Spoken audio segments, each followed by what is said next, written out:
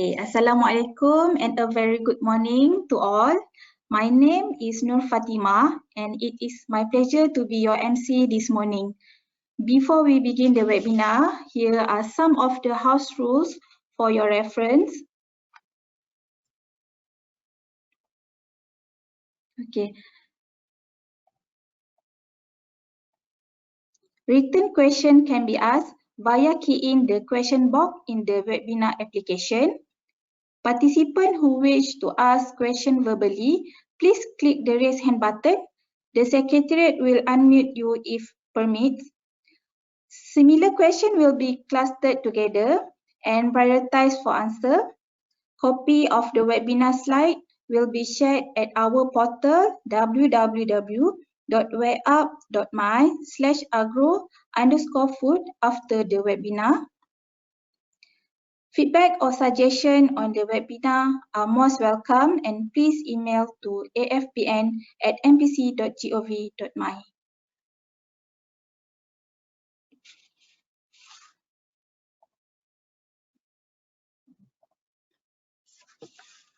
Ladies and gentlemen, welcome to the Agro-Food Productive Webinar on the importance of digital data recording system for the livestock industry.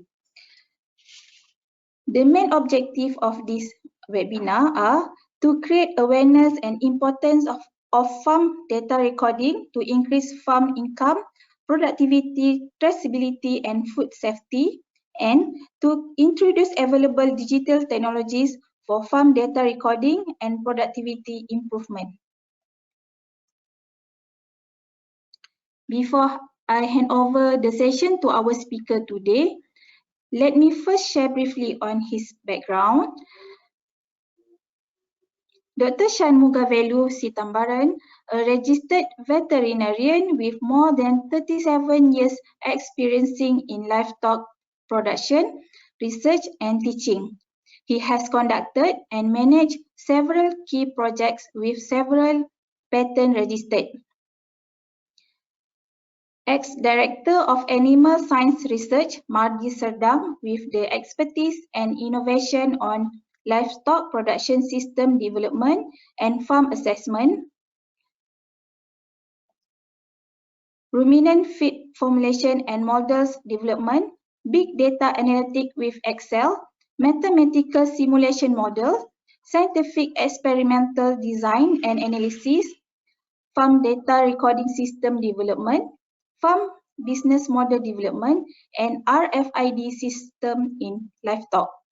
He also served as teaching fellow in Faculty of Veterinary Medicine, UPM Serdang. Now, without further ado, I would like to invite Dr. Shan to proceed with the webinar. Please welcome Dr. Shan.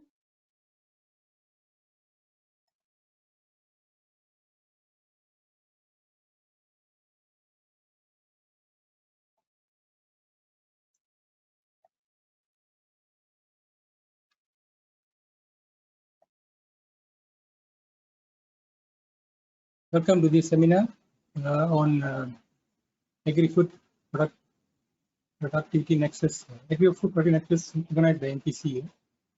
I think MPC is doing a very good job in terms of organizing this sort of seminars because we are talking about productivity.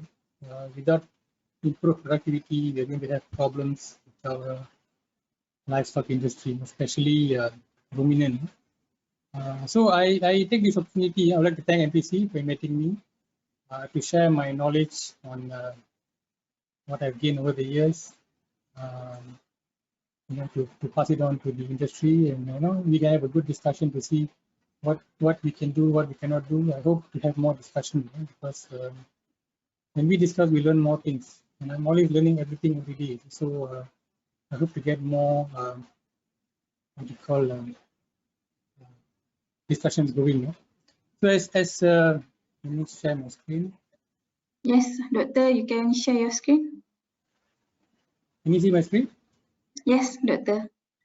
So this is the title I'm going to talk about, importance of farm data productivity in livestock industry. Pon Fatima already give you the objective of this webinar. So I'll go straight to the outline. So the outline of this webinar, I'll try to keep it short so that we can have healthy discussion, suggestions to do what to do with the industry. I'll just talk about, lightly touch about current production status in our country, in particular for ruminants. I think most of us already know about this. So I'm just looking at different angle. I'm not what we call commenting or anything on this data. I'm just interpreting the data based on my expertise. I'm also mentioned that I do not represent any organization. All my comments are personal based on experience. So don't take my comments as either from any organization I was in before, or so which is not fair for them, because I'm basing my reasoning based on my experience. We also will look at why there's a difference between ruminant and non-ruminant sectors. We know the ruminant is non-ruminant doing very well. I think most of us know some reasons. We'll just look at some work examples to see what can be done. Look at a major reason, like I mentioned earlier. Although we see speed, labor, and other efficiency, but because of cheaper imports. But I think we all saw the COVID-19 was a real eye opener to everyone. I'll show some data to show what happened during COVID time, and also the importance of farm data, how we can improve production, what we can do, what happens if we don't have, and what are the basic requirements for farm data recording. What are the minimal data we can collect? What are the issues and challenges in farm data recording?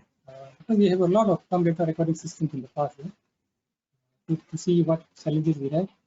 And I would like to introduce some ICT tools, show some paid and also the free ones, how they can improve productivity and reduce cost. And if time permits, I think I will keep the presentation short to show a live demo on Google Sheets, which is free, so that we all can see what it can do. This system that can do, and with minimal learning, you don't need so much of difficult learning. And finally, we have question and answers. In between, I also have some time for question and answers. So if anybody has any question, so please put in the chat box. Don't be worried about any questions. Any question is good, because it helps us understand the understanding of the participant. Okay, let's look at the current livestock situation. I will just go in brief, just to show you over the last 10 years. Our production about the same. You can see that we are self-sufficient for non-ruminant, and about the same, 20% for ruminant, 10%, sorry, 20% for what we call beef cattle, 10% for small ruminant meat. This is for milk, right? Because it has been reset the way it has been what we call measured.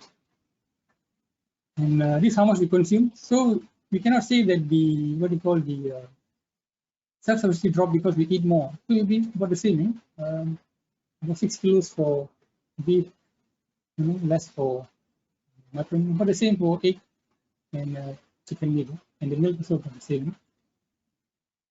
Do we eat more than our neighbors? Yes, unfortunately we do, especially for beef. You can see beef. If you look at this data is from Khazanah research, taken 2 years back. After 1997, our intake of beef increased to almost 6 kilos from the 2 kilos. I think we can base this on people affluence. So we're higher than Philippines, Indonesia, but Vietnam beat us. So they are eating more meat than us. And this question I always bring it up. Whether people agree or they don't agree is a different. I mean, we can discuss. Is SSL an indicator of our opportunity for increased production?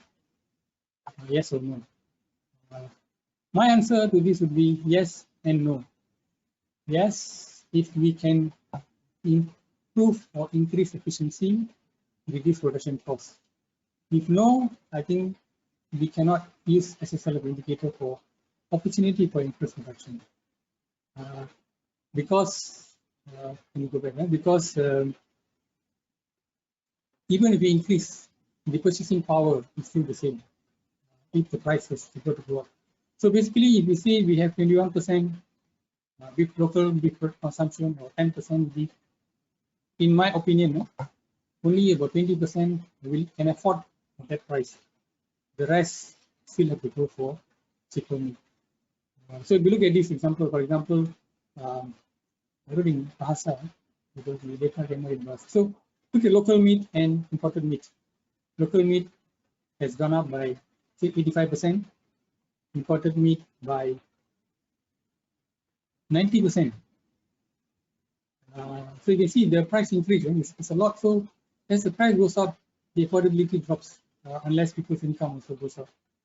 So there is a big connection between SSL and what we call purchase power. So you can see here this is actually quite apparent. Came out in 2019. How did Malaysian beef become more expensive than imported beef? I think there are reasons for it. I think everybody has been discussing about it. All the agencies, everything. So, but it is still there, and in my opinion, one of the reasons is because of production efficiency. We have a lot of other reasons, but the main reason is production efficiency. If you can tackle one of those, then we can actually try to produce more efficiently, and perhaps become more competitive in the produce compared to imported material. So same thing. I'm just comparing again with what we call Chivon, mutton, and goat meat. Has increased by 57%. Import is 92%. But still we import because we don't produce enough. It's not that we cannot produce. I can show you an example. We can produce, for example, broiler meat. It's self-sufficient. And you look at the production cost over the last 10 years, only about 20%, 17%, 22% for what we call broiler meat. Broiler life is life, which is meat, and this kampung has increased by 40%. So basically, you can see the price increase is minimal, and compared to other earlier ruminant commodities. So how did this happen? I think it's basically because of efficiency production. And one of the key components of efficiency is farm record, how we keep the record, how we manage, and how we what we call assess this data. And if you look at the reasons, why can't we meet the SSL for ruminants? But minimal or minimal, first no issues, minimal issues with non-ruminants. Because for example, poultry and other non-ruminants, we are still relying on import of raw material. So there is still an issue, but we can still handle it because we have the improved efficiency. So why is ruminant SSL staggering? We still call it SSL because again, but our capacity to produce our local production. I think this has been time and again over what you call mentioned land. This is the major issue. We are a small country. We don't have much land to have large area for ranching, like in Australia or in other countries. In fact, even New Zealand, most of them are what you call grass-fed, open grazing. The environment permits it, the land permits it, so it's easy for them, it's cheaper. The other what you call reason is high cost of input. We see feed could keep up 60 to 70%, and then labor, of course, other logistics. But you must understand that this is not only for non-ruminants. For ruminants.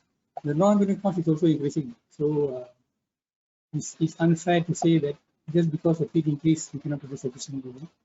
Because we're also doing it, so we have to look for ways and means how we can do this. And we see because also there are cheaper import alternatives. Yes, it's true. It's related to customer affordabilities. I think one of the government what we call intent is to make sure that meat is affordable to everyone. If you stop import, then the common people in the low income bracket cannot afford to eat meat, which is not fair. So we want to make sure that everybody has access to meat. Everybody has access to what we call to the requirement, to the needs, culinary needs. So the cheap import will always be there. I'm sure if the import from chicken from other countries is also cheaper, but because we can produce enough, so there is no reason to import. Poor efficient production, I think this is the main reason. My opinion. We can discuss easily if anybody is, can throw up some ideas. But in my opinion, this is the main reason why we are lagging behind. I can give a lot of reasons. We can discuss, openly and come up with solutions. I think the government is looking at how to improve this. A lot of effort we put in, but I think we still have not reached there. So we have to do something about it, because the COVID was the eye opener. When COVID came in, we couldn't get the food. Although we can buy, but the food could not reach because of logistics, because of need by the producer countries for their own consumption. So they will, feed their people first before exporting outside. So this is very important to know that this is telling us that we have to do something. If we can start with efficiency first, then we can go step by step to improve other things. So in this topic, I'm not going to cover land. I think it's a difficult issue to cover. High cost of inputs. I think this can be handled, but my target for this webinar is to look at more of this D component, poor efficient production. How we can improve this using technological innovations, use of ICT. We are all moving towards ICT, IR 4.0, 5G is coming in. So I think if we don't make use of what's available, we're going to lose. Only thing is, and I think the next generation, I think they are really tech savvy. We don't worry about them. Maybe the older generation like me, we are a bit more slow in what you call computer, mobile phones. But now I think we need to much efficient. Just to show you, this was taken last year data. You can see the increase in price just because of COVID in just 14 days different, between February to May. Our meat increased 1.6%, rice 1.06%. Surprisingly, milk dropped. I think there are reasons for it, and chicken increased 1.95%. So you see the price has increased despite being able to produce locally because of logistics and other reasons. And in contrast, look at some other countries, 99% increase in price in Maldives. So you see, this is a big impact on a lot of countries. So if they don't have their people are going to have problems. So I think we have to look at this seriously, and I think it's the right time now to address this issue. And excuse me, my throat gets dry very fast. Sorry.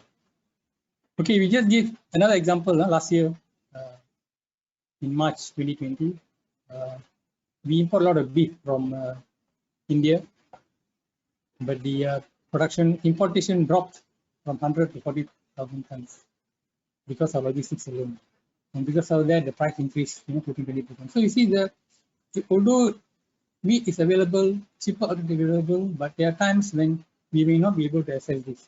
And then we'll be in trouble if we do not have local production. Local production might go up a little bit, but yet we still have, food for the local population. Another, just to show you impact of COVID, you can see the start date and end date. When COVID came in, all these countries, they started restricting export. For example, Vietnam stopped rice from the 3rd March to April, almost a month. And so imagine countries are importing rice from Vietnam. They're going to have problems. So this is FOA data. I think you can look here. They're tracking very well what's happening to the whole agricultural sector. So if this thing hits us again, I think we're going to be in trouble unless we prepare ourselves for what's going to happen in the future. And like the chairperson mentioned, I like simulation. So this is a simple curve. You see what happens, what's happening to our capital population. We have dropped 33% for all the reasons above from in the last 10 years. And if we project this same rate over time, in the year 2049, we'll have zero cattle, almost none. So you know what will happen then. We're going to depend 100% on import. And what is going to happen? I may not be alive at the time, so you all have to answer the question. So I don't know what's going to happen. Anyway, this is the situation unless we do something about it. I think we've done a good job with milk. We tried to bring up the the SSL. There's a lot of initiative by the government. So I think we have to look at other commodities as well, dominant commodities. Okay, how do we improve the situation? In my opinion, we have to look at the main requirement of animals, fundamentals. Sometimes we forget fundamentals. Then we don't understand why things are not working, and also understand why ruminant production is still competitive and ruminant is not, or less competitive. These fundamentals, I think I've been talking a lot of time. Many people may know. I may sound a bit technical, but I think these are something you have to understand. Otherwise, it's going to have a lot of issues with our production. So the main requirements, I think anybody who studied basic animal will understand what you get from the production depends on the breed, environment. Simple, what we call phenotypic expression. Environment divided into three. Ambient environment, which is the temperature. We live in the humid tropics, which is very, very challenging. The temperature requirement for dairy cattle is 5 to 24 degrees centigrade for good production. If we talk about dairy cattle in the US, Canada, or other places, that's the optimal production, 5 to 24. Our lowest temperature is 24, highest 34.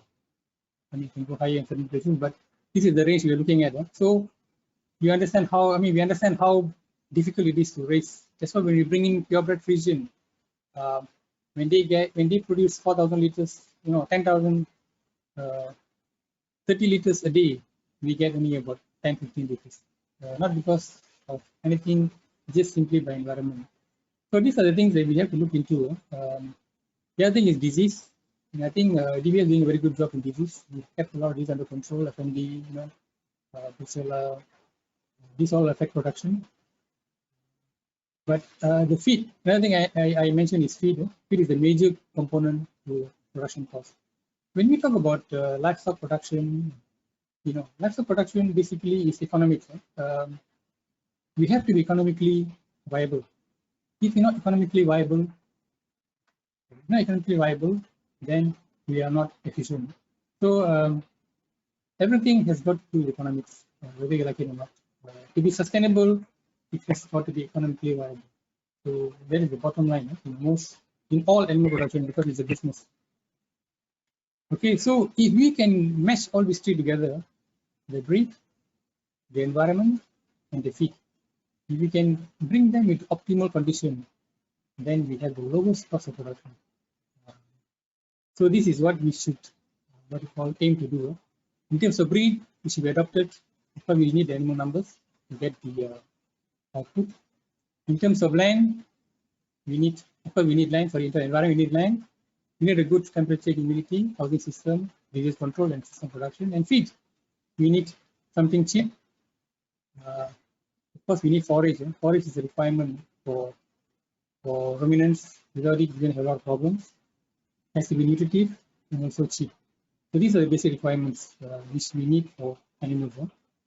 So let me just compare. Okay, why is poultry still competitive? It's because of these three components: breed, feed, environment. Just to show an example, we have the breed all imported. We don't have any local breeds. Of course, I am company we have, but that's a different market altogether. Cock, Ross, and other layer breed. Feed price increasing. You look at the right curve. Right graph on your right, from 1990 to 14, the price will be increasing.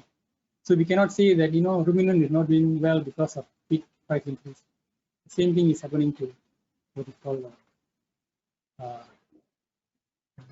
poultry as well, non-ruminants. But FCR, feed conversion, how the feed is utilized efficiently. If they come to efficiency again, has improved tremendously. You can see this from 2.2 to 1.6. And of course, the environment will improve. Fortunately, birds can be kept in enclosed house. when we want to discuss the reason, we can discuss because birds' body temperature is higher, so it's much more easier to keep under closed house with a temperature of 28, 27, 28. There were some closed systems for dairy. Unfortunately, didn't work out very well.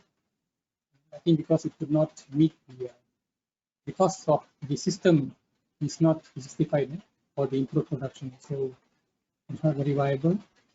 So that's why in one house we used to keep about 16,000 birds. This closed house. When we were raising in the 1980s, 1990s, we were keeping one bird per square feet. I think the whole picture: raised floor, flattened floors, aluminium roof. We can keep about 5,000 birds in a small area. Now in the new house, you can keep 16,000 birds. And the new houses, you can see this. I have the company doesn't mind me showing this picture with permission. Same land area, you can bring 50,000 birds. So this means we can have increased efficiency of space use. So if we look at just a brief look at economics. In 1990s, let's say the feed cost was cheaper. Now it's 130. They also, we always buy from the breeders. 80 cents, now it's expensive. Let's say you weigh slaughter at 2 kilogram, and then this is the feed cost. We look at the broiler cost. This is partial cost because we only based on feed and day old chick, excluding labor, logistics, other things. You can see that the increase over this period is only about 12%. So we saw earlier increase of 22% is basically including other costs. But if we have not improved, imagine the increase would be 45% plus the other other cost of component, it may have gone up to 70%. So you see the difference. Just by improving efficiency, you can reduce, not say reduce, but maintain the production cost at the global level so that it becomes competitive compared to others. So this is the reason why I say we can use this as an example of how to improve efficiency in the ruminant sector. In ruminant, they have all standards in terms of how much to feed, what to feed, when to feed, when to slaughter, what mortality tests. Everything is there. So we need to do the same thing with ruminant, and we can't do it without data. So that's the main main issue. We have seen this in the nature, only about 12 eggs average. Now we can get about 300 eggs a year. So it is how we improve. For this chicken is looking poor. There's also a lot of issue on welfare, which they have improved by using all enriched cages with scratch pad and a lot of other things. So it is done, because we need to feed the people. Same thing with this. These are 1990 cattle. The same thing I showed earlier. Cattle. And we have this cattle now. We have all kind of breeds, limousine, Belgian blue. But our KK, sad to say, is I won't say much. Maybe we can discuss. It's still there. We have not looked into it. Okay, how did all this thing happen? My opinion, it all happened because of technological innovation. The breed is improved. We always say example from the non-ruminant sector, how it improved in our country. Breed improvement, feed innovation. I'm talking about, I explored environment because we're talking about ruminant. So environment is something we will not touch because it's not easy. It's very difficult to change an environment for ruminants. So we will stick to these two innovations. And like I mentioned earlier, poultry, you don't need so much data because all available. We have all the standards, we have all the benchmarks to follow. Of course, we also have our local kampung, which I think we should develop our own benchmark to have all the systems in place. That I think we should leave it to the agencies, not the DBS universities, take it to the next level. Ruminants, we cannot adopt directly imported technology because of environment and because of breed differences. I'm sure everybody all have heard about tropical breed, temperate breed. So it's difficult to completely adopt a temperate breed in tropical situation. Not so easy, it'll take time. For example, you can't bring a pure Frisian here and expect it to produce exactly the same as in a polar country like mentioned earlier. So we have to adapt it. Which breed is suitable for which system? I think only the farmer can tell, because they have all different process based on their own experience, based on their own economic advantage. So, for example, some may prefer for dairy, some may prefer Thai Frisian, some may prefer Jersey Cross, some may prefer pure Jersey. So it depends on your environment. It's not so easy to say that one particular breed is the best for everybody. So that's why we have different breeding systems, different feeding systems. Some use a lot of PKE, some use corn silage, some use corn which is available in their local environment. Some don't have corn. Some where the feed component is higher, then they use other components. So each farm, to become efficient, you have to establish your own data recording system, both for breeding. Breeding is what breed you're using, what sort of breed you're using, which do you find useful. For example, some farms find that what you call Thai Frisian is very good compared to Jersey Frisian. They find comfortable, they are better producing. I'll show an example later about temperate local breed, just to show economic production. Because everything is economics. Like I mentioned, pure breed has to be adapted locally. I think the Thai did a good job. They have what you call Thai Frisian. Basically, it's a Frisian adapted to Thai environment. But as you know, the animals are a bit smaller. You cannot compare them with pure Frisian. Similarly, they also have Brahman Thai, Brahman cattle adapted to Thai environment. It's a crossbred. They also have the indigenous Thai cattle. And Thailand has developed a feeding requirement system with the help of JICA for their beef cattle, both Brahman Thai and what they call local Thai cattle. You can actually look at it in the what they call internet search for it. It's there. It was a project under JICA. So I think maybe we can look into something like that if possible to what you call develop something. But we need farmers' input, because farmers are the ones who feed animals. And if they can share their data, then it helps a lot of agencies to assist in development of customize, improve systems for them. So it boils down to again to data recording. I'm not saying that there's no data recording. I think the agency has done a lot to try to help people. I remember in 1980s, dairy chain was introduced, but somehow it's not very well adapted. So I don't know what's the problem. We have to look at the issues. So here I'll be introducing a simple system where people can look into it. Consider it as an option. It's not that that's the only choice.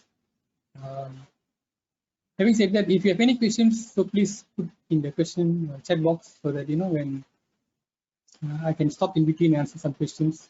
Need to wait at the end. Okay, like I showed you, I'm going to show an example. For example, I got two KK animal, animal 1, animal 2, with different daily gains. Let's assume the feed is the same. Same. We start body weight is 150 and body weight, and I reach market weight earlier because it is growing faster.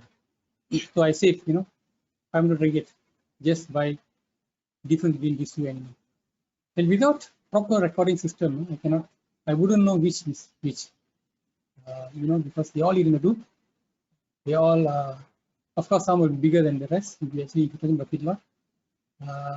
And for me, if this animal is doing good, I would use it as a breeder because it has the potential for high growth rate and lower.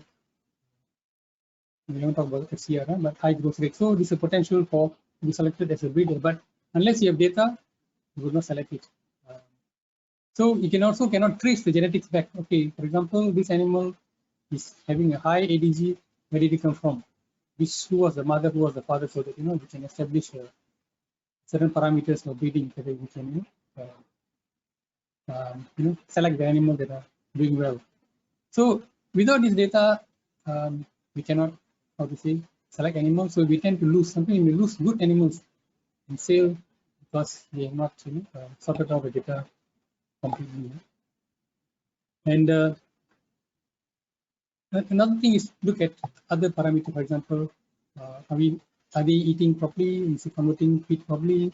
And are we feeding them at optimal cost, or are we, feeding them excessively for their production? So each animal has got a genetic potential. If you feed more, you won't get more than what they're growing. If you feed less, of course you'll get less. So you have to feel optimum. So all these things can only be done if you have proper recording system, so that you can measure and you can feed optimally. Okay, this is another thing. I'm not, like I said, really, I'm not giving a choice of which breed. So, for example, I give you the first piece of data which says, KK is 150, feed intake is 4.5 kilograms a day. PK grows only about 300 grams a day, compared to Brahman 600 grams a day. So, based on FCR, based on growth rate, I would definitely go for Brahman because it's doing very well. But if you look at the whole other parameters as well, one of the other parameters is animal has got to breed, has got to produce. If you do not produce, then they are not productive. So one of the main parameters to look at production is calving rate. So KK has got a very good calving rate. I think it's established. I think you can look at a lot of data is there. I'm basing this all on published data. So if somebody has got new data which shows that this is better, then I think we should go for it. But based on data that we have, this is what it looks like. For example, if you take a breeding herd of 5,000, this is a calving rate. Calving interval, from my experience, KK, you can have calf almost one every year. So it is a very prolific animal adapted to the environment. Only thing, it is small. Not because it is small. It chooses to be because it's not being selected. So I think we have an opportunity to work on it. Brahman, on the other hand, if you look at it, the calving interval is quite far. I'm based on one publication. I can provide publication if anybody wants. But if somebody else is different, then you're welcome to fit the figure into it. So if you look at this for over the year of 5 years, number of calves is 5.4. That means, let's say we start with the first calving, and then we count 5 years later. In 5 years, you can see that in total, although the Brahman is, the Brahman has got a high growth rate, the amount of meat produced is still less compared to the KK. Taking into account, let's say, 50% meat yield from only the male. You can see, so it is not just average gain alone.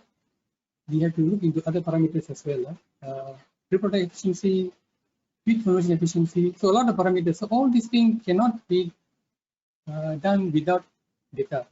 That's why data is very, very important. So I still emphasize on data because without this, you cannot manage anything. Similarly, for example, if you're getting a salary of, let's say, 3,000 a month, so we must know what we are spending on. Without that, we cannot operate efficiently to maintain our self. So it works on every aspect. We're talking about data collection. Another example I told you earlier, I'm going to show you. Before that, I just tell you consumption rate has been established. It's in published paper. Sorry, I didn't put the reference. I can give if requested. Indigenous breed always has a high consumption rate than the crossbred. Like I showed for the KK and the Brahman. This is established most places. If I'm not mistaken, this data is from Bangladesh. So it's also talking about tropical and local. So if we take example of a dairy cattle, we have temperate and crossbred. So just looking on calving rate alone, we don't talk about anything else. We have a temperate. So we have 50 heads, for example, feed cost, let's say about 12.90 a day. Milk price, we get very good price. I think our price is highest in the region. 320 liter, for example, and let's say we take 300 days full lactation. So the temperate cross will produce 4,000 liters, 4,500 liters. Local will only produce 3,000 because they produce less. So in principle, we will go for 15 liters because we produce more, we make more money. But if we take over the years, including the calving rate, like I mentioned earlier, crossbred calving rate is higher, or crossbred or local. So we don't have local dairy cattle anymore, so I cannot call local. We all have crossbred. Our local LID, in my opinion, there is none. If I can see one, I'll be very happy. I think the old timers would be happy to see one, but which can be improved, but unfortunately we don't have it. Temperate, let's say 80% calving rate in the first year is good. Usually heifer will have very high calving rate. In year 2, let's say we give 45%, this is normal average, and crossbred 60%, and we maintain the same, but slightly higher over the years. If you take all the parameters into consideration in terms of milk yield, 305 days, profit based on this sale, feed costs based on this cost, we look at it, yes, first year, yes, the cost of production of milk per kilogram is cheaper. The prospect, temperate, you only 41 cents. I'm only taking feed in consideration, not other components of labor and everything, because feed is the major component of the cost of production. Crossbred, yes, it costs 20 cents more. But when you go to second year, you can see that it has dropped. So the crossbred is better than the temperate, just because of one factor.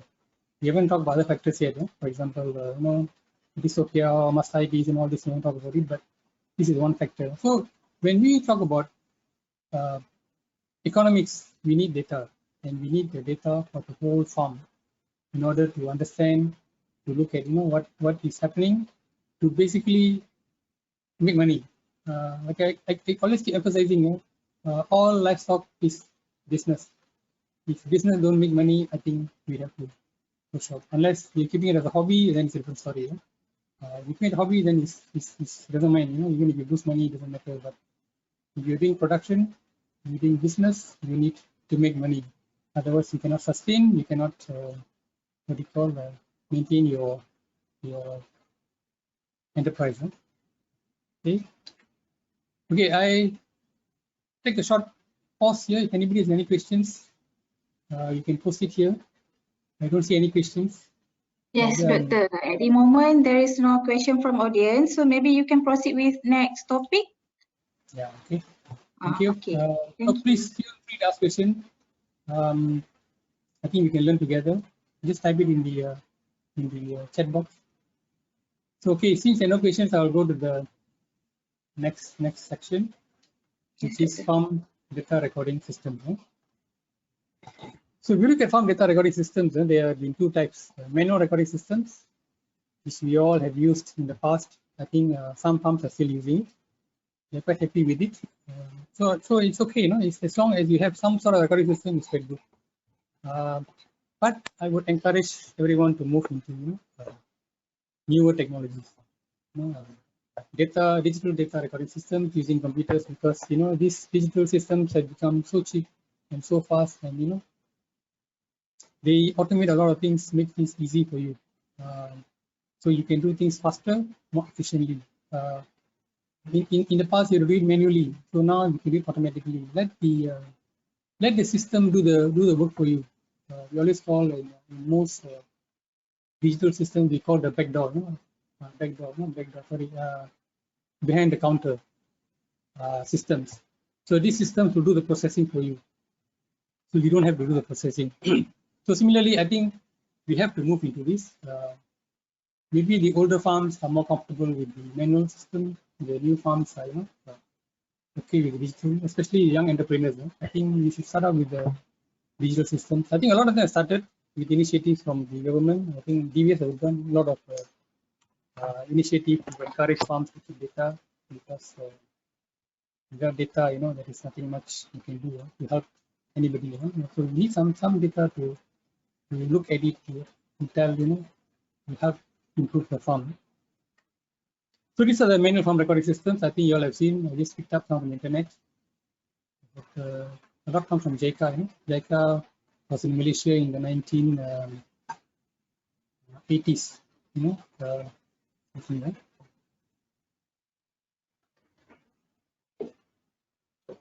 Sorry, I've got my throat, because my throat gets dry very fast. Okay, this is the some JICA system. So you can see they have basically animal ID. So all of them, you see, they have animal ID. ID is very, very important. That is the basis of all tracking. Same with us, we have IC. So you can track using the IC and the thumbprint, because it's a more what we call secure system. And they always have the mother and father of the animal. so that you can check back. The main reason is to prevent inbreeding, because inbreeding you're going to have a depression in production. So, excuse me. So you can see in all systems you have mother step, father step. So this is the standard. So we can follow these examples. The only thing is you have to move it from manual to digital, and even if those who are having this system to analyze, they still have to transfer this data manually to a computer. So, eventually you have to go back to digital for analysis. Of course, you can do it manually, but it's going to take a while, and it's quite difficult to, like I said earlier, if we have systems to help us, why not we use it instead of doing it old way. So this is another system just to show you. Cow productivity record, history record, same thing. This what goes in here depends on what the farmer wants. So it's up to you all to decide what you all want. You can have basic, minimal requirements. You don't need to have all. That's why what I'm introducing here is something you can actually build over time. It is not what we call hard fixed system. If you get for example, this card, if you want to expand another column, you can't. You have to get another card. If you buy a dedicated software, you can't. You have to contact the producer, even other field. If you don't fill all these things, some system doesn't allow because you won't get some parameters. So there are pros and cons in both the systems. The one that I will be suggesting later is you develop your own based on what you want to put in and then expand further. So this helps basically in number one, you learn.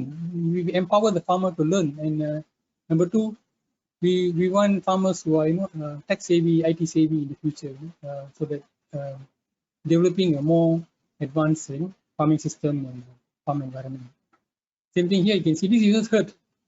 I don't think we have this here because we measure the whole herd. We go in groups, mostly for ranching, in Australia, some other places. We let animal go in the wild, or the big ranch, maybe different harvest.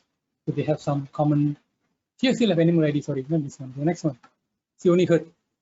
Just only herd in group, so it doesn't go by individual ID. Especially they have a lot of animals, so it's really difficult to feed each animal. So they're not interested in, and the minimal cost. Animal goes into the wild, not say wild, into their ranch, and then they harvest every year. So they're not interested in individual animals. What we call ID. So these are the old systems where they used by herd, but now because animals can be identified individually using ear tags, using digital identification systems, so it becomes easier. So now let's look at digital recording farm systems. Like I mentioned earlier, there are a lot of systems in the market. I don't think, maybe some free ones, I'm not sure. But most of them you have to pay, or you can try to use. Then if you like it, you can buy it. But I've not come across any system which you can customize.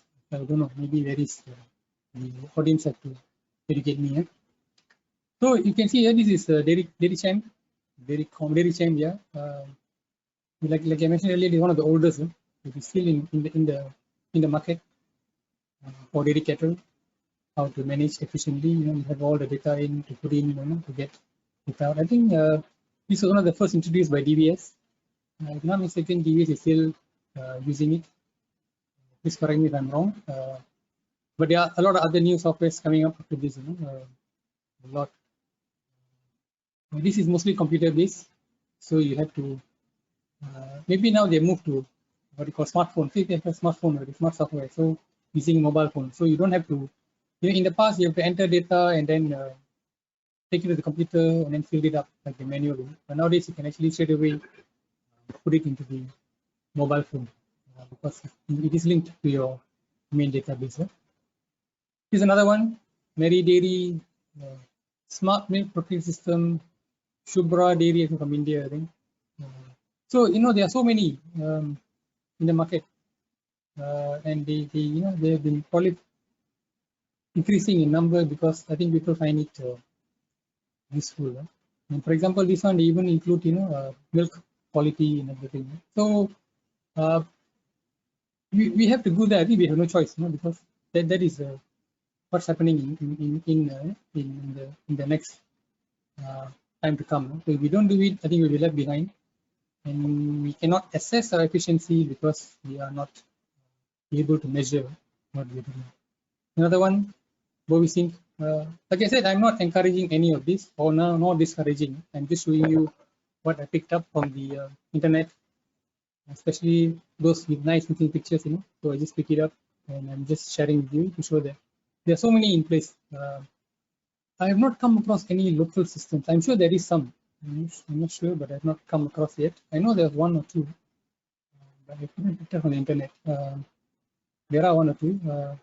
I don't know the cost, but I think it is available. So it's not there. It's not there. This other one. So we have moved from what do you call mobile phone, PC to cloud. Cloud basically it is stored. It's not. I think most people know what is cloud. It's another server somewhere storing the data so that we have access all the time. It's like email. You can access email anytime because it's stored in a server. Same like the bank, you can access the account because although the bank is closed, there's a server somewhere running to enable you to access the account. So same thing with farm data. They also have cloud, which stores your data, and then you can access it as you like. The only, I mean, this is my personal opinion. The only drawback, not say drawback, maybe that's part of the system, but what I personally don't like is cloud systems, especially when you have to pay. If you don't pay, your data is gone. You cannot access your data anymore, which I think is, if you can pay, fine enough, but those who cannot afford to pay, I think it's quite, not, for me, it's not fair. Then I rather buy a, standalone system, but depend on farmers. If you are more comfortable with cloud-based, then include it probably. But most of them will stop. Similarly, for example, Google Drive, there's also a paid version. Free, they give you 15 gig. You can go up to 1 terabyte if you pay. But tomorrow you don't pay, your data cannot be accessed. So this is the same. We're not even with very all our data. So the same thing happens. We also have generic systems where you can actually use for a number of animals, provenance. I'm not touching anything about poultry because we are talking more of provenance. And another one, digital. There are so many. You can start your free trial. You can play with it. Of course, you have to pay when you like it. But there are so many. But the only thing is, all these are done mostly for generic data, which means we cater for worldwide. So sometimes it may not be specific to what we want. And because it is multi-field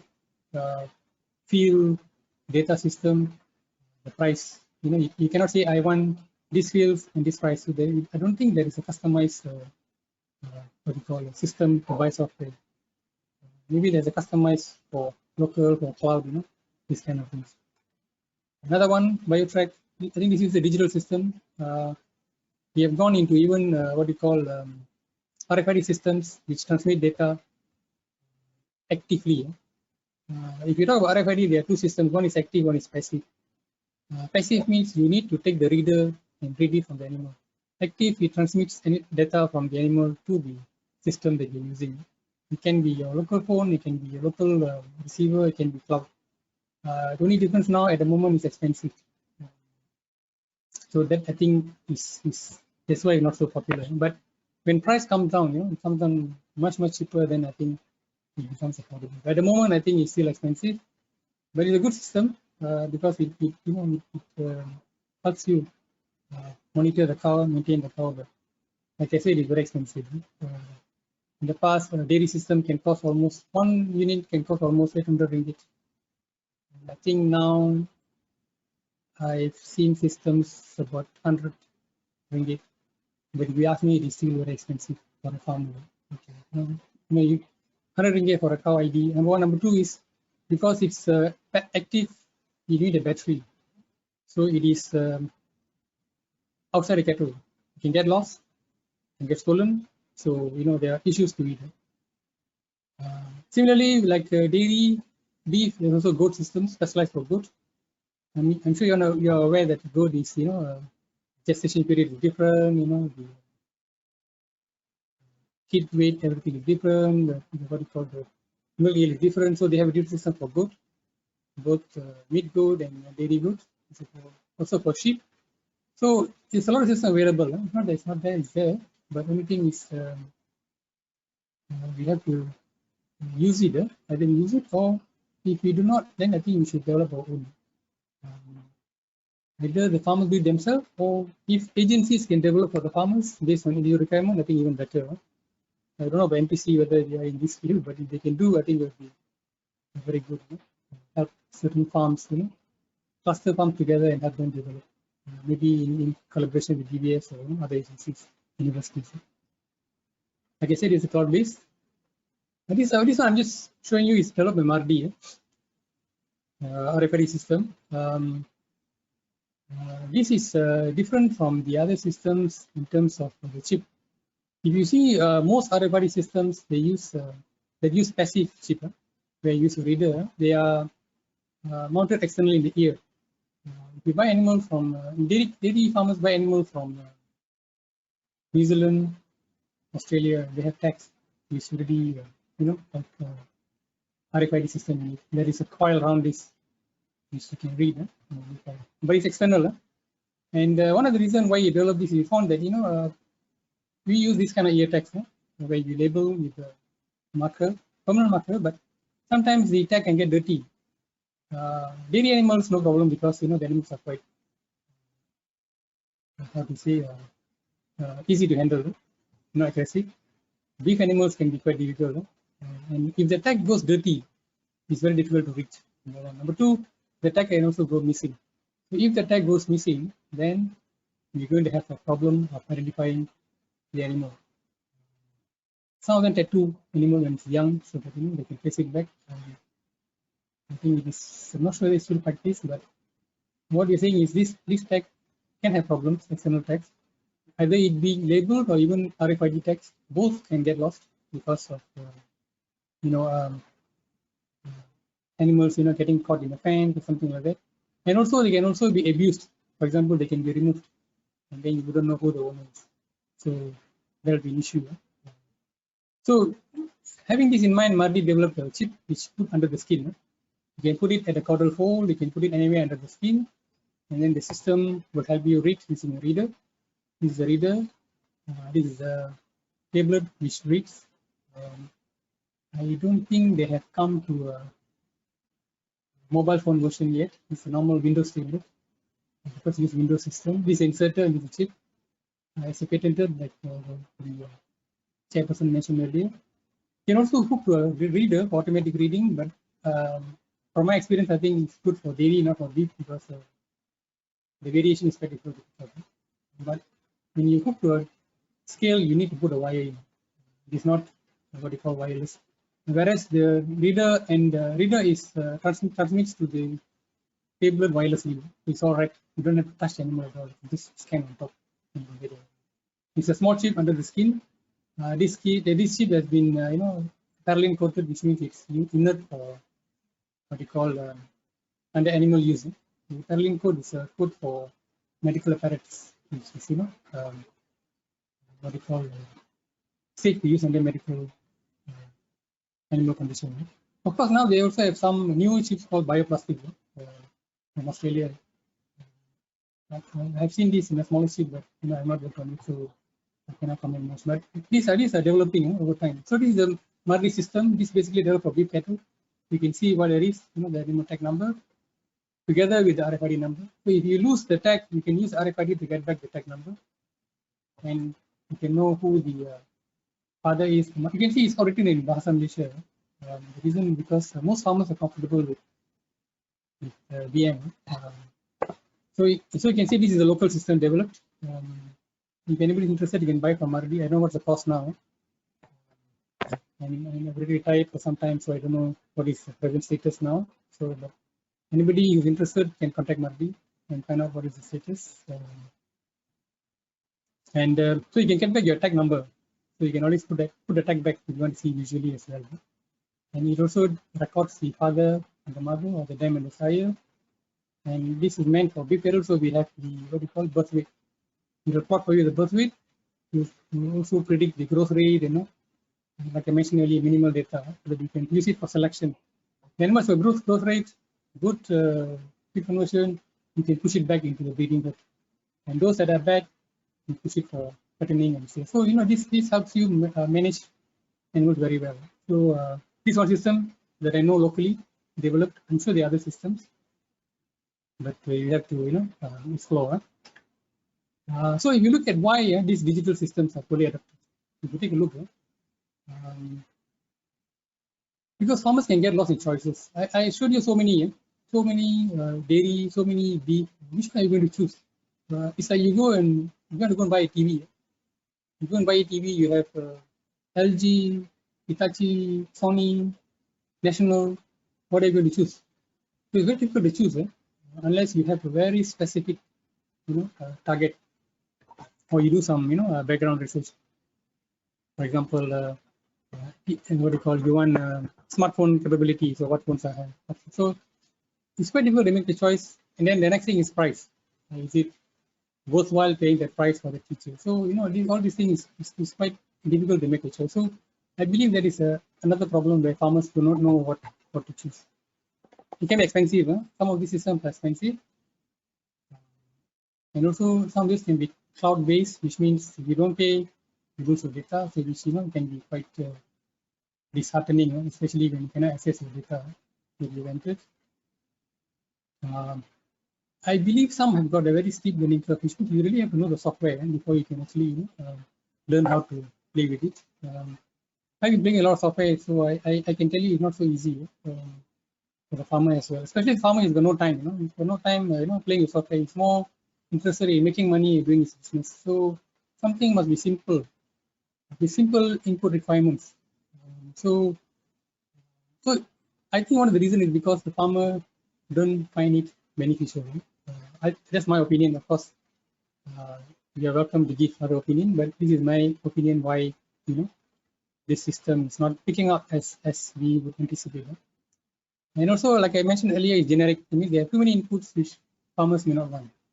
So and it's not practical for farmers with small number anymore. If I've been talking about maybe smallholders about 50, 60 animals, then it's okay. But if you have 5, 10 animals, I think you don't need these complicated systems. One is going to cost you money. Number two, you can actually know your animal by looking at it, because it's a very small number. Like I mentioned earlier, they don't see the benefit for the extra effort put in, which means you have to enter data, and sometimes it's extra work. And also, I think we need to help the farmers in terms of data processing, either agencies or some organizations, maybe NPC, if you're willing to help farmers. Because, for example, if you say I have 50 milking cows, if I milk them twice a day, I'm going to generate 36,500 data points in 1 year. Just milking record alone, minus other things. So how am I going to interpret this data besides high milk yield, productivity, profit? But what am I going to do with this data? It's quite difficult to interpret. So if there is some system, of course these commercial systems do have some data processing. We see it earlier, where they help you select which animals based on these criteria for selection. But I think small farmers also need some assistance. And I think agencies are doing quite well. Perhaps they need to be encouraged more. And my opinion is, if farmers can have a simple system which they find useful, then they can improve, customize as they go. And if it's free, it's even better, because it's easy to start with a free system. You pay the system, you expect something, and then when you don't get it, you get disappointed.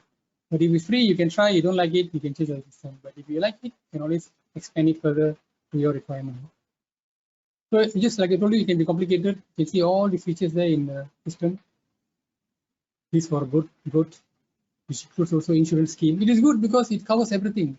Because they want to make sure that it's a generic system that everybody is covered in terms of what is needed. So if they leave behind, somebody may not be able to. So it covers everything. So it is good, but unfortunately, some may not be needing all these things. So that's why what do you call not very well picked up. That is my opinion. Of course, I welcome opinion from participants. I still see no questions from the participants. I hope you understand what I'm saying, or I don't know whether you completely understand what I'm saying, but I hope I'm getting some message through. Just like I mentioned earlier, they cannot afford it. Yeah. Doctor, we have few questions, so maybe you can proceed until question and answer session. Okay, sure. Thank you, Fatima. So, like I said, the farmers cannot afford it. And this data I took quite old from the US, from statistics 2015. I couldn't get the new data, so they don't break down by sectors. Maybe there is, but I don't have. So you see, a lot of prominent farmers, 62% earn less than 20,000, compared to only about half of the non-prominent. So they are especially smallholders. I'm talking about smallholders. They are not that very well to do. So I think we have to do something to help them improve. That's why I'm suggesting this system, a free system which people can look on. If you like, you can go for minimal training and then try to adopt it. And we welcome any feedback. I welcome any feedback. If it is not good or good, what can we improve, then we can work on it next. How to address this issue? Okay. We have identified what individual farmer wants. What recording system he wants, what data he wants to put in. But basically, you need to have a few data, which is animal ID. You must have the ID, like I mentioned, in all the manual and what we call digital system. They all have ID, manual or digital. You can use RFID if you want to. The external ear tag, I think, easy to buy, but you need a reader. You don't talk about RFID. We also talk. There are a few systems which is HF, LF. Most external ear read RFIDs are LF. The Madrid one is HF. It's a bit higher speed. So you can have either one, but again, it costs more compared to the ear tag. And then you also have to decide what simple production data you want. If you're doing goat, dairy, beef, or feedlot, you have to decide what you want to collect. And I believe that you must also have some free formulation, feed formulation, so that you can use it to formulate your own feed. I'll be showing you the system in the same Google Sheets. You can do yourself. Which can be easily done to understand what's happening. And of course, you must have health management.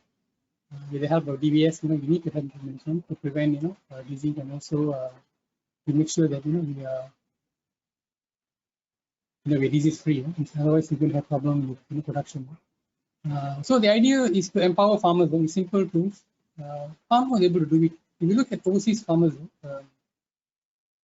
they are very competent with what they do. Not say competent, they are very knowledgeable because they build knowledge over time. So my idea is the same thing. We should have farmers build knowledge, build the skills. I'm sure a lot of training going on in terms of farm management, husbandry, feeding, but I feel that you should also empower yourself with a bit of IT technology, because you cannot run away whether you like it or not.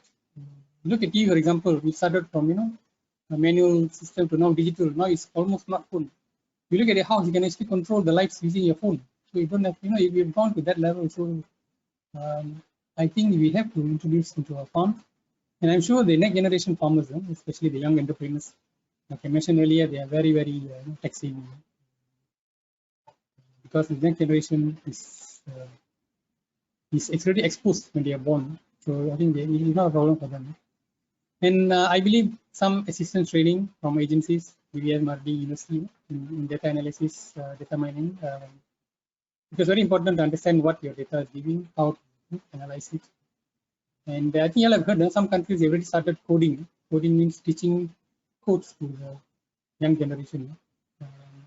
Coding basically is to help you think using algorithm, flow charts, flow systems. So you understand the concept of coding. That's the basic of what we call computer knowledge. And what I'm going to do here is a simple software, no coding involved, just some a small learning curve. And so everybody has used the sheet. just some PC basics. So we have to start somewhere. That's why I'm starting very, very, basic. If somebody is very knowledgeable, go ahead, do more advanced system. But for the general, I think who need help, I think we can start at this level. And like I mentioned earlier, all databases, whether it be digital or it be customized, they all use a spreadsheet. So we can go back to the basic side of the spreadsheet and then look at how things can be done. So I will demonstrate here actually. So like I mentioned earlier, digital tool for self-development is free if possible. So I'm going to show you a free system. There are also paid system. Minimal programming. Actually, there's no programming. If you want, you can actually learn programming within the package. There is, for example, Google Docs have got Google Script. You can learn. Well, not easy to learn, but if you young generation maybe it's faster to learn. I find it a bit difficult, but can be learned. Easy learning curve and commonly employed. Something very simple. Before I go there, any questions? Can we answer some questions?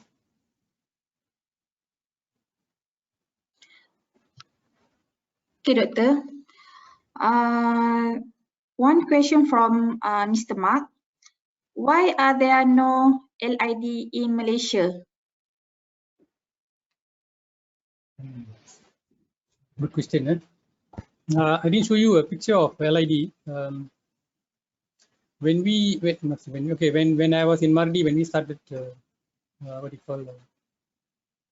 we started dairy research, the main animals we had was LID. Huge animal, white in color. I didn't show the picture here. I can show you the we don't have in this slide. I think you must have seen. We started improving the LID by doing crossbreeding, and we found that we couldn't increase. So there are a lot of reasons. If you ask me, basically, I want to be frank. I don't like to, be very, how to say, diplomatic, and I like to be straightforward. Right? I think we couldn't wait. We wanted some animal which can produce faster, more. So we looked outside for greener pastures. So we brought in, Jersey, Frisian, you name it. I can show you a table of all the breed we evaluated. Cemental, you name it, but this animal didn't do very well. Some are doing well. So because of that, this LID got sidelined. I know some farmers claim that they have LID, but I have not seen real true LID, especially with the features that of the old LID. The old LID looks like a Brahman. It must look like a Thai region, but it's a bit different with the hump, with the big horns. So this is my personal opinion. I think there is none. But this animal is, it is highly adapted to local environment. So if you ask me, my personal opinion, we should have capitalized on this animal. If we capitalize, I think we can make some improvement. Same thing with KK. KK is small because I believe personally we didn't capitalize. We go look at the Korean Hanwoo. 30 years ago, it was like a KK. Now it's like a limousine because they worked on it. So we somehow, I don't know. I don't want to comment much, then it becomes very sensitive. Yeah. Anything else? That's all. One more question, Doctor, from Mr. Dharma. We have several agencies formed to promote the ruminant industry. Somehow, this agency faced with several challenges and not able to fulfill their vision or objective. What is your advice to them? Okay. Okay. I like I said, I'm not representing any agency, so I give my personal opinion. I think it's not fair to comment on what agency is doing because they're doing a lot. Not say they're not doing a lot. I think they're doing a lot. The only thing is we have to face the challenges together. I think in my opinion, and like I said, I like to be frank. When we start something, a program or development or something, I think it has got to be long term. It cannot be short term. For example, when Thailand decided to work on what you call meat goat, now they have, I think, a boar Bo cross Kajang cross Sanan, if I'm not mistaken. If anybody always will correct me. They took 30 years. So we cannot, we have to employ something long term. We cannot be talking about short term, 10 years, because you cannot achieve what you want to target. Breeding is very slow. You're talking about 2-3% improvement over a year. So in 30 years, you only have 60% improvement. So it takes time. So it's not so easy. So I think some of these agencies are sometimes constrained, this kind of issue. So we cannot blame them. I don't blame them because I think they're doing a good job. But sometimes they have constraints which is beyond their ability. So shall I carry on? You can proceed, and we proceed the question and answer at the next session. Thank you. Otherwise, I won't running out of time. Okay. So, like I mentioned earlier, something easily employed. So spreadsheet tools, we talk about spreadsheet tools, there are a few. There is Microsoft Excel. Unfortunately, it's not free. It's very good. It's, I think, one of the very good, spreadsheets with a lot of features. They also have cloud options for the 365 version. Then you have Google Docs. Now it's called Google Suite. We use Google Docs. Some still call it Google Docs. It has got a spreadsheet. You can see here, spreadsheet, Google Forms, Google Teams, for meeting and everything. It is free, not exactly free. There are a few versions. I'll show you of those. And of course, LibreOffice, which is free, completely free, but it's not cloud version. I think it's a cloud version now. There is very new to me. Like you see there, for example, Microsoft Office is 399, almost 350 for a family pack of 6 people can operate. This is cloud based. If you don't pay, you can't access the system. Of course, you have personal 1% license. This is 365 also 1%. Of course, you have home and student. This is only classic. That means it's PC based. It is in your computer, so even if it's only one-off payment, there's no license fee. This is all per year. You can see. Google Suite, actually, Google Suite is not free. They start charging basic 20 ringgit per month. You have business and other versions, but the free version also have all these things. All these features in Google Suite, but it is what they call some features are minimalized. For example, some app script is not available for you, only for those suite. For example, if you use Google Teams without a suite, I think you have restriction in recording. So these are some of the restrictions they have. And of course, LibreOffice is a standalone project. It's a free one. It's open source, completely free. It's even got some a solver and algorithms built inside. And you can open all these spreadsheets are cross compatible. You can open any other spreadsheet. So you can see a Google Drive. Actually, they provide analysis, record analysis. So farmers, they've already mentioned that farmers can use this. And if you go down and click this in future, you can see there is a few. You go to YouTube, there are a few videos on farms using Google Drive for their data taking. So what I'm going to show is about the same. Only thing is I'm showing for local. So anyway, we have some questions. So what I will do next, I'll show a simple demo of the sheet. Doctor? Yeah. Can I read a few questions more? Yeah, sure. Okay. From Madam Raja Ili from UMK. In Malaysia Breeding Policy 2013, the government reported the establishment of National Boar Breeding Centre (NBBC) in Perak. The plan is to have a data center to provide genetic improvement services to good breeder and farmers. However, no data or published paper were recorded for the center. In your opinion, would the use of IoT impacted the management in the center and the way we are able to get data from the center? Okay, thank you for the question. Yes, definitely. I believe when I was in Mardi, we had because government agencies, whether GBS, Mardi, GPM, we have the funds, and so we can afford digital systems. We can afford the either we develop our own or we can use a commercial system. But these systems must be in place. I believe we must show example to the farmer. That means we are collecting data. So this data I think must be available, because without data you cannot, how to say, assess your system. You cannot select your breed. You cannot have breeding values. All these things cannot be. So you must have. And share data, I don't know. I think this is my personal comment. I think Malaysians don't like to share data.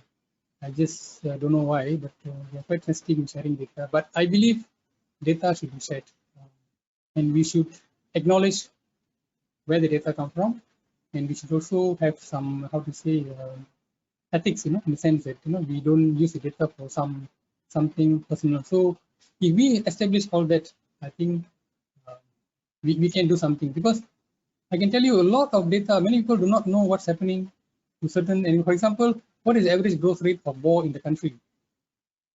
I think many people don't know. All these data come from government farms, or some government assisted farms. We do not know what happens in the normal farms. So how are we going to decide, which animal is good, which breed is good, where the data? So I think this is a very good initiative if it's set up, but the digital system must be set up, and maybe they can give access to a certain group of people to look at the data. I believe knowledge is knowledge should always be shared. It shouldn't be kept to ourselves, because that's why I'm showing this to you now. It's I know I'm just showing it for free. Anybody can use it, because you share your knowledge. We grow in knowledge, and then we learn more things, and we find out that certain things we may be doing wrongly. Some people may look at it differently and tell you, oh no, if you don't like it should be like this. Then we're not very interested in. Then we know, okay. So, but if we keep data to ourselves, then we don't know what's happening. For example, what is the growth rate of kajang? I think nobody knows. I can quote values, but these are from 1980s publication. Any improved growth? What cost? So I think a lot of data is not there. So if we can, gather this, if somebody can initiate and gather this, I think it will be very, very good for the country. So I hope this center, will use digital tools and make it available to, for example, if we go to DOS, statistics, they make statistics available to public, certain limited. You can download, the publication. I hope I answered the question. Yes, Fatima. Okay, Doctor, maybe you can proceed your demo. Okay. So what I will show is, I will show a simple demo. Basically, what I've done is I've created a simple, what we call spreadsheet in Google Sheets. These are the 4 sheets I'll show you later. This is the basic structure of the sheet I'm talking about. So when you develop a sheet, you must have some idea of what you're trying to do. So basically, what it has is, it has a breeding herd where you have the male and female. Then you have the, what you call the progeny, maybe the male and female, which can either be go into the market or can be used for selection. And of course, you also have both male and female. But these are the important things. You prevent the male from being mated back to the same progeny. Sorry, there's one more box called here. This one is.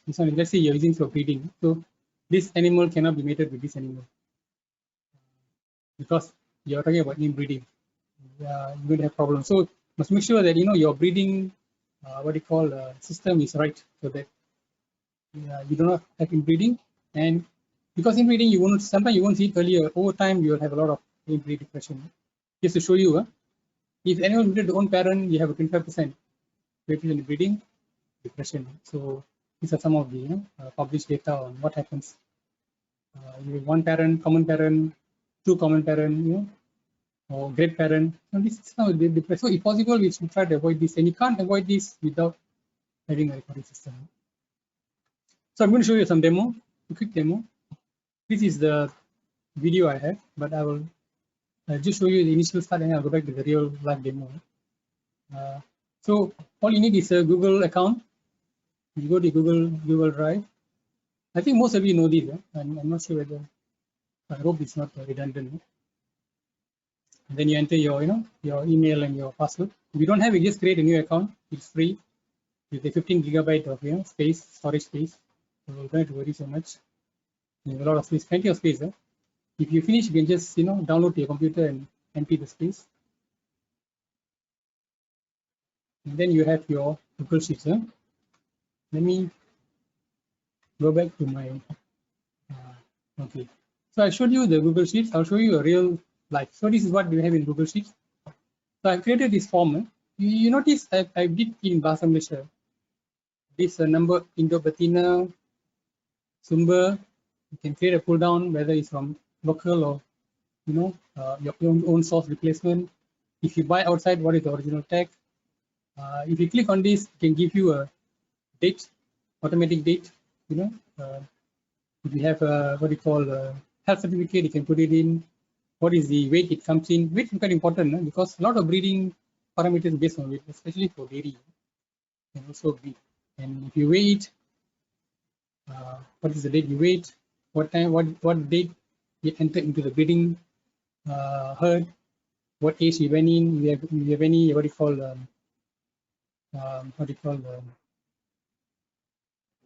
incident of disease? When? What date? All these dates you click, you can give you a date which you enter. Don't enter manually. And then if it died, if it culled or died, and this will automatically pick up what is balance. If you look at it here, I start with 11 and I end up with 8. That means 2 has died. 2 has been died, 2 has died, 1 has been culled. So we have all this data, simple data, not so complicated, so that farmer can do. He can actually go and do whatever he wants and change everything. This is the female herd. This is the male herd. Same structure again. So I have this female herd. Original tag, all exactly the same as the. So I started with 7, let's say, and left is 5 because one died and one I culled because of any other reasons. And then I have the breeding herd.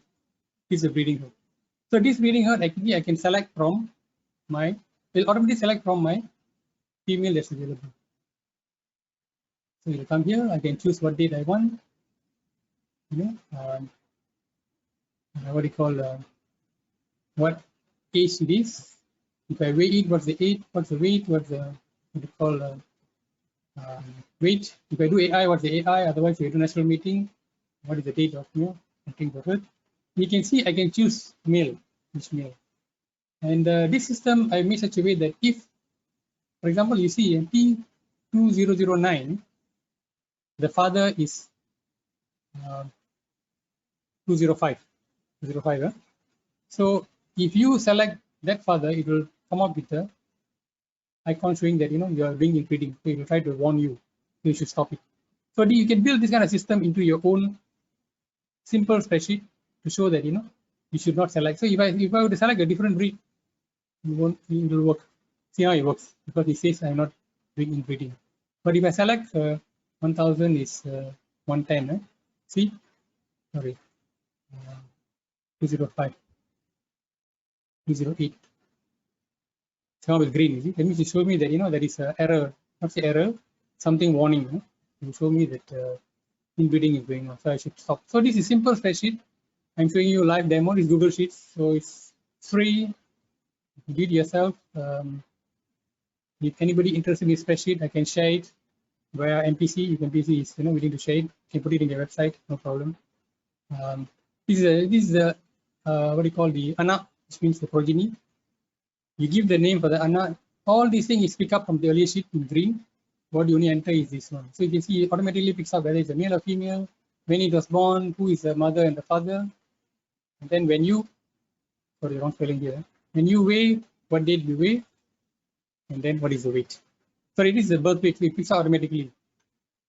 And this is the body weight when you weigh at this date.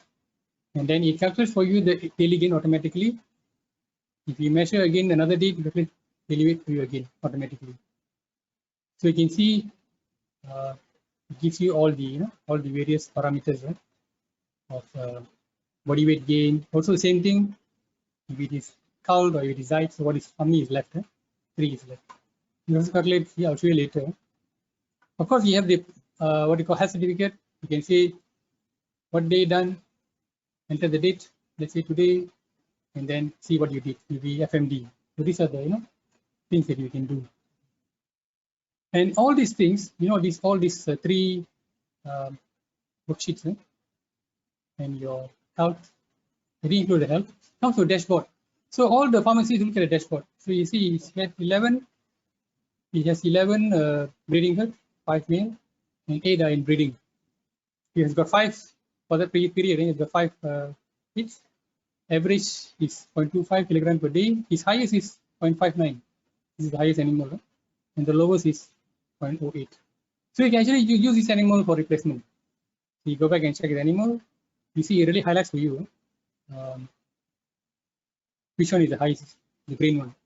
So it says that this animal should be used for selection because it's a high growth rate and genetic potential. So all these things can be done simply in this spreadsheet. And you know, after this is the dashboard. We can pick up, and it also calculates what is your, I simply said a high level, what is your rate of mortality for anak or adults. So you can know, oh, you're having very high. So you must go back and check what is the problem causing the death of kids, and also what is the death of adulthood. So this can be done easily. So these few things I've shown is basically can be done in Google Sheets. And let me minimize this first, and I'll show you. Do you see my slides?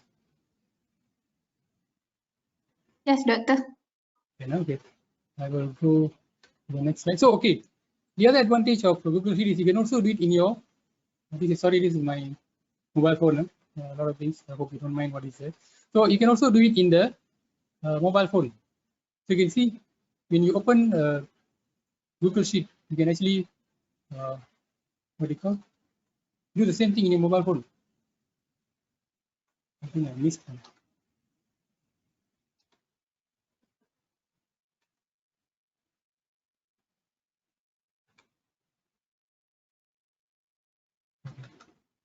Okay, I think it's a video. Okay, so you see, I just have to go to Google Sheets. Don't mind my software inside there, don't worry. I'm still searching, so you can go to Google Sheets. So I have ready there. Dapat membiarkan. So I can click on it, and I can do it on mobile phone. And this data is synced. Whatever I change in the mobile phone in the farm, it automatically sync in the cloud. I can go and access to my computer, so everything is the same. So there is no difference.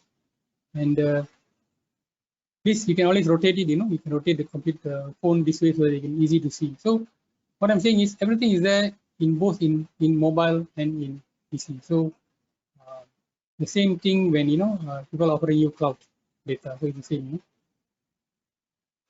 So like I said earlier, this can be done in Google Sheets as well. Sorry. Okay. Another 20 minutes to go. We'll just try to finish off fast.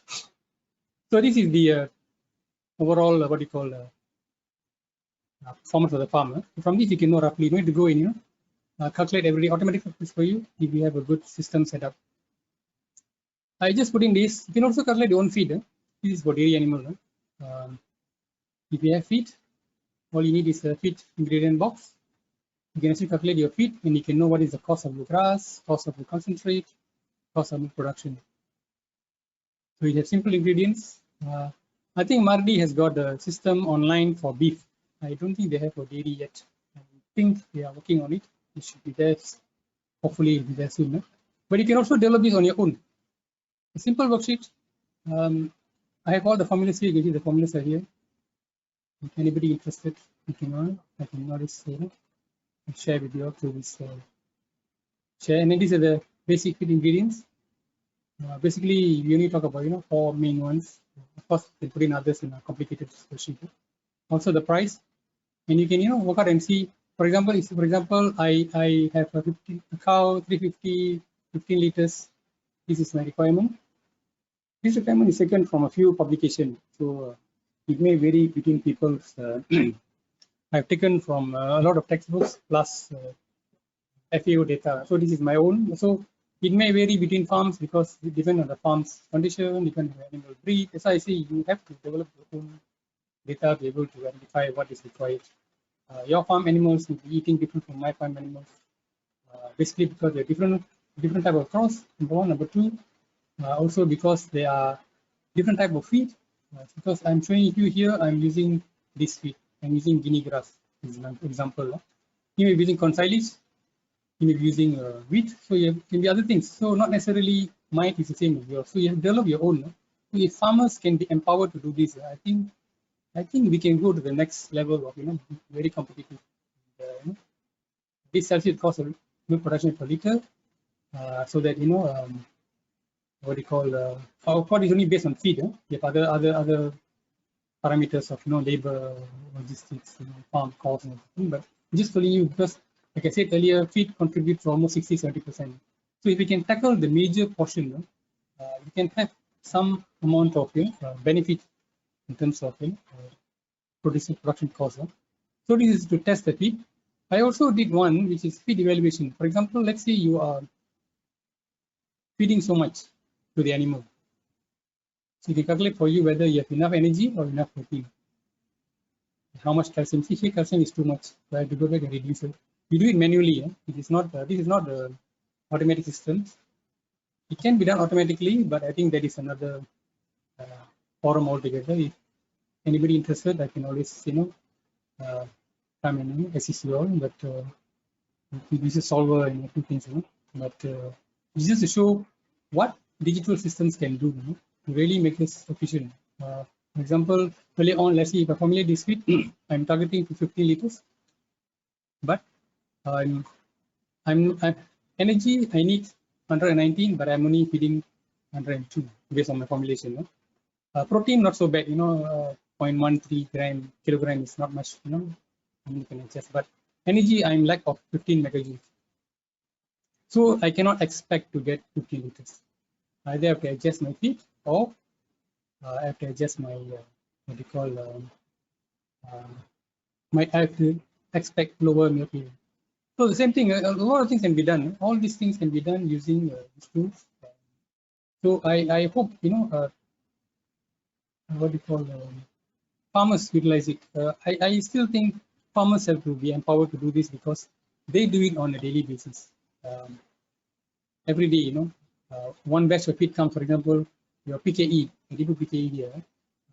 That's the major. Let's say I'm buying it at 80 cents. Somebody is buying at 60 cents. So this cost will be different.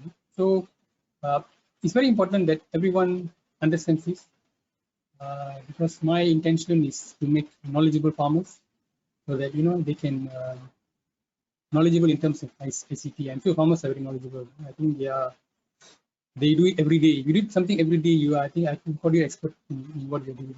And you're sustaining the you're doing well. But in terms of ICT, these are tools available. Maybe they're aware, we're not aware, but I'm just making it aware so that farmers can come and use this, learn this. I'm sure agencies have this, sort of a system. I think Mexican DVS has one they call CFFDR or something like that. That also what they call calculates similar to this way. So you can also use that. I don't know whether they're giving it. I'm sure they'll be giving it free. So you can use it. I think it's good because I believe that farmers should be challenging the advisors. If I'm advising farmers, they should challenge me and say, I did this, I got this, tell me why. So we should be giving solutions to them to the challenge. We should set up the challenge, and try to meet their challenge. If they say, I'm not getting this, why? Please tell me. So I think this sort of things is where we need to develop the next generation of farmers. If you go overseas, I don't know how many have a chance to go overseas. The farmers are very, very knowledgeable in terms of feeding, in terms of management. Of course, local farmers are also very knowledgeable, but they are very up to date with the latest innovation, scientific. They can challenge you, in terms of all this knowledge because they have all the knowledge. They are on the ground all the time. So this is my idea, just to what you call encourage farmers. So I should be finishing about now to allow for a question. So what are the advantages of farm recording system? Of course, you reduce production costs, increase efficiency, breeding and feeding. Like I said, this is a major component. You can objectively assess farm productivity. Find out why am I not doing well? What is going wrong? which in quality control they have called HACCP, critical control point. So you can find out which point is the one that is hindering my system to not to have problems, so that I can tweak it, get it better. You can share resources between farmers. I think one of the reasons how Go developed, correct me if I'm wrong, is farmers shared their breeding genetic resources and they improved together. They became, you can say, okay, I have offspring. I got two males, which very high genetic value. Maybe, for example, they're gaining it 800 grams a day. I can share one of my male with you. Let us do it together, and you can also share, exchange, buy. And you can actually do your own, like I showed here, own system for certified breeding, because you have the data, so you can prove it. You say, okay, this so-called particular, I have to thank Mardi for this picture. It's a pure doper in South Africa. You can say, okay, this is body weight so much. This is the proven 200 grams per day growth rate, and I have the certified breeding records if you are interested. This is the price. So you have increased productivity. You have more option to sell things at a higher level. I don't know how many of you listen to the what you call the seminar organized by RD. We talk about. We look at the CEO of Asia. He talk about branding. They have branding. So branding is very important. So you can actually have your own brand, own branding. I think it creates a different market share altogether. So if you can go to that level, I think we are, we can easily increase our efficiency and also become more increase your value of your product. And good question that you can share with others. I can actually create a link and say share with whom. I can list the email and they can share the data.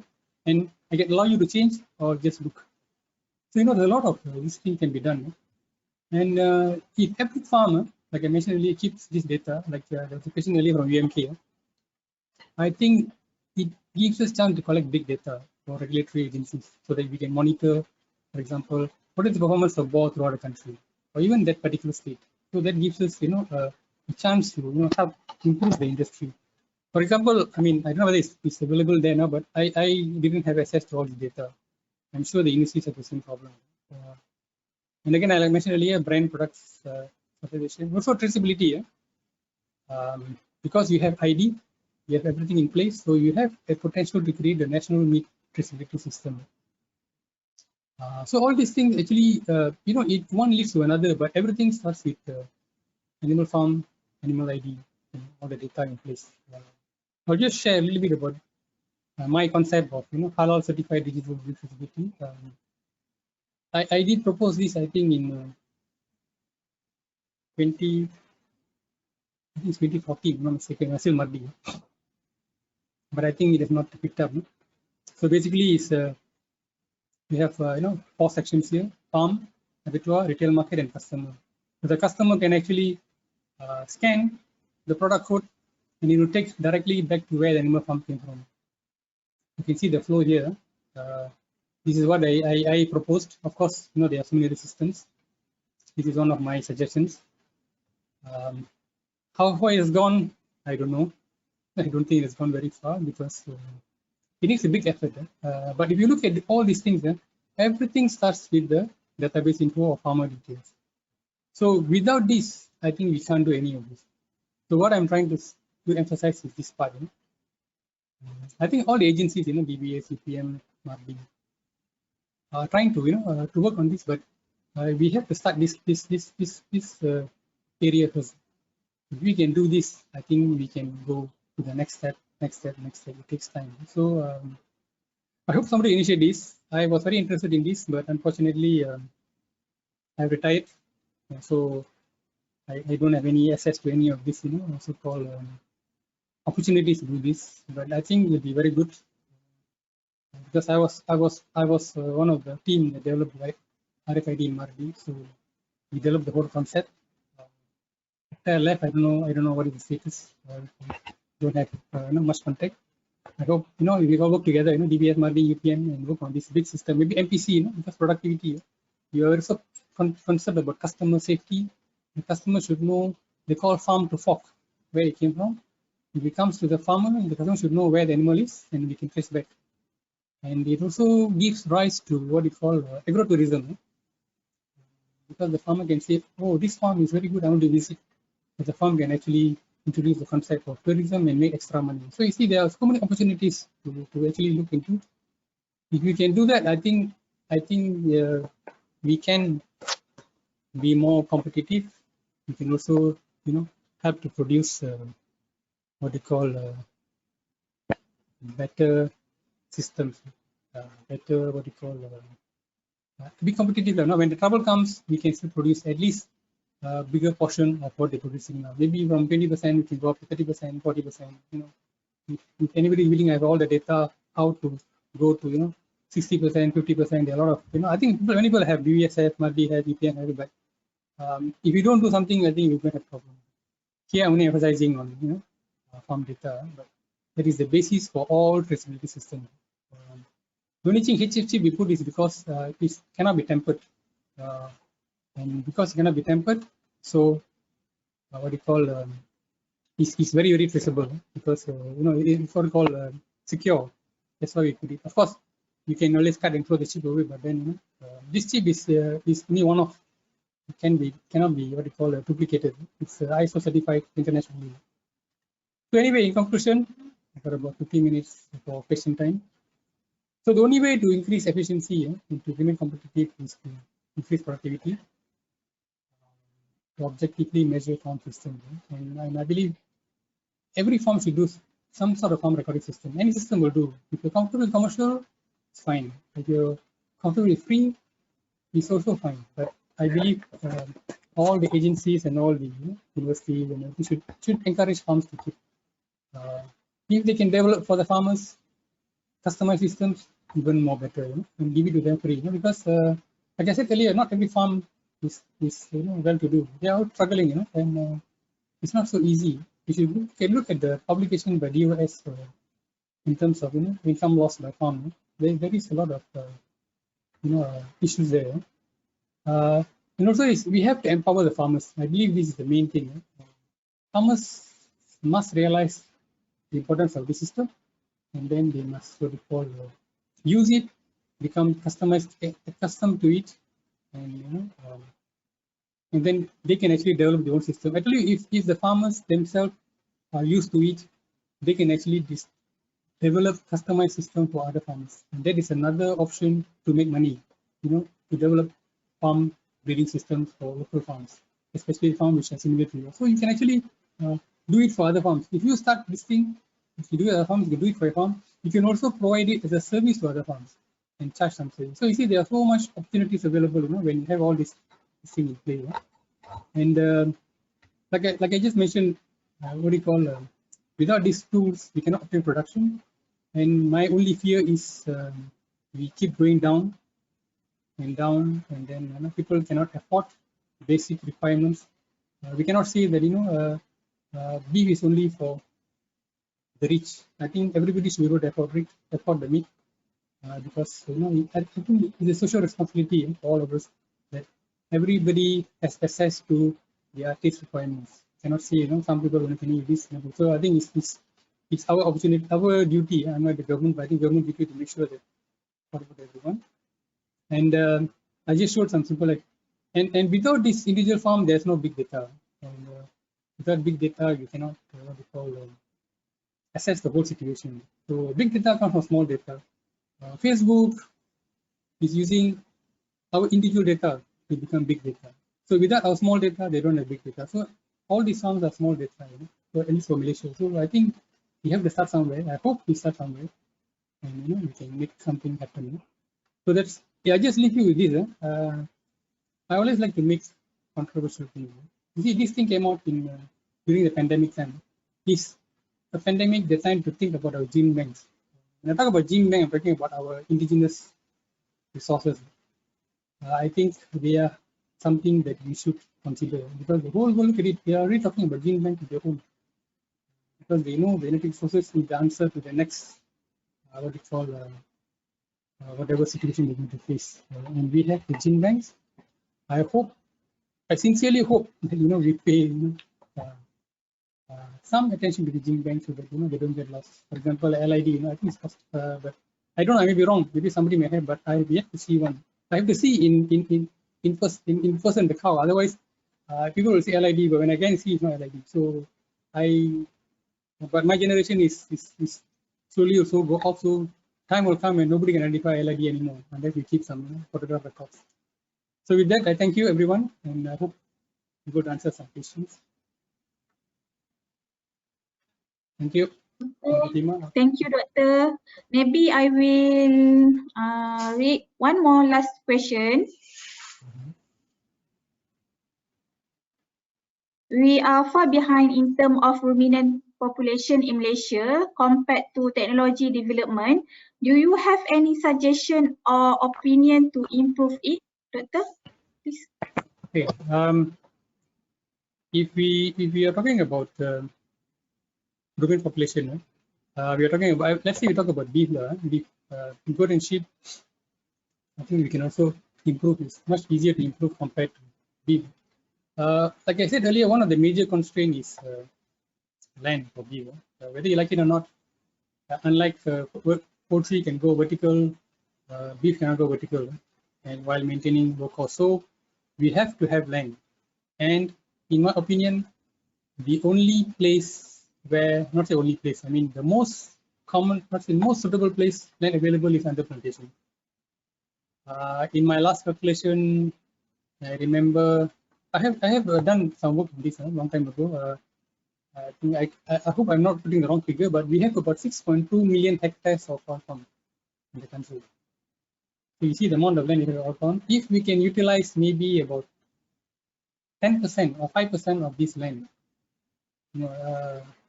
that land can be used for integration.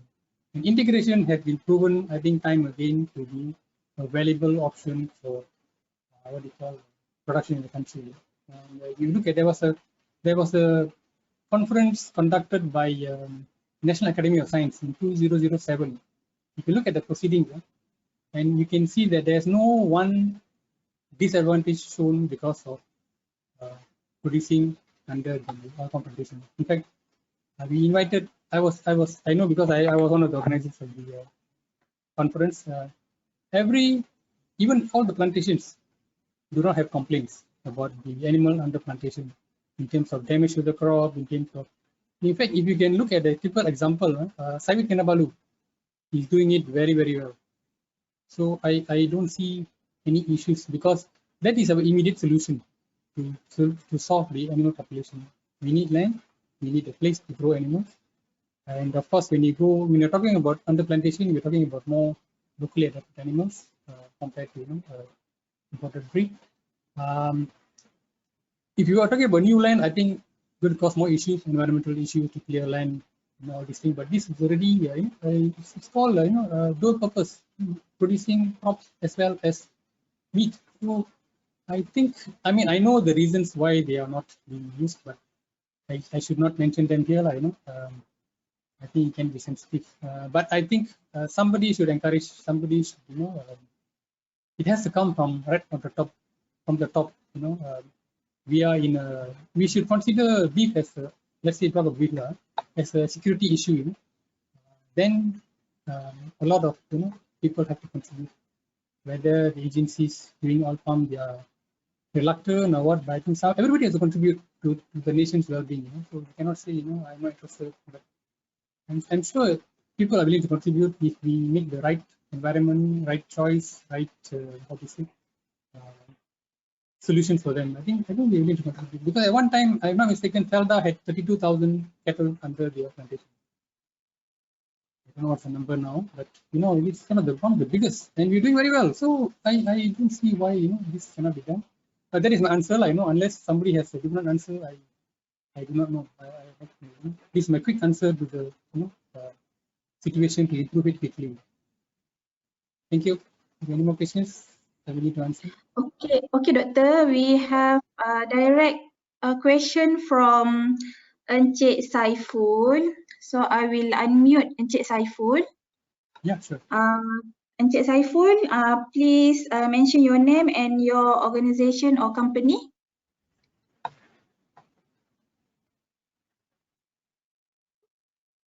Encik Saiful? Hello, Dr. Shan. Yeah, Can you hear me? Yeah, I can hear you. I think the question was asked on the slide. I think it's a very informative slide. So especially on the spreadsheet. So I think it was mentioned that you will share in the portal later. Yes. Okay. Yes. Just to check on the spreadsheet, is it logged, or can we automate it further, or we have to get authorization from yourself before you can make any changes? It's open. You can do anything you like. You can add columns, remove columns. It's completely open. So when I share it, I will share it as open. I mean, you can edit and you can do. I can lock it just for viewing, but I will open it because my intention actually is to empower farmers. I hope they will use it, play with it. I welcome all comments. If you say this spreadsheet is useless, I don't mind. If you help me improve something further, so I will welcome all comments. It helps me improve so that I can help build the next generation of farmers. That's my intention. Okay, thank you, Encik Saiful. So, Doctor, since we have come to end of the session, webinar session, all written question will be answered through email. Okay, Doctor? Okay, so thank you, Dr. Shan, for sharing the importance of digital data recording system that can help to increase the productivity of the industry. So, ladies and gentlemen, we have come to the end of our session. We, Agro-Food Productivity Nexus, hope the session has been educational for everyone, and the information gained from today's session would be benefit to all. Once again, the material for today can be downloaded in our web portal, wayup.my. It has been a great day and wonderful afternoon with all of you. Thank you. Thank you, Doctor. Thank you, everyone. Thank you very much, everyone.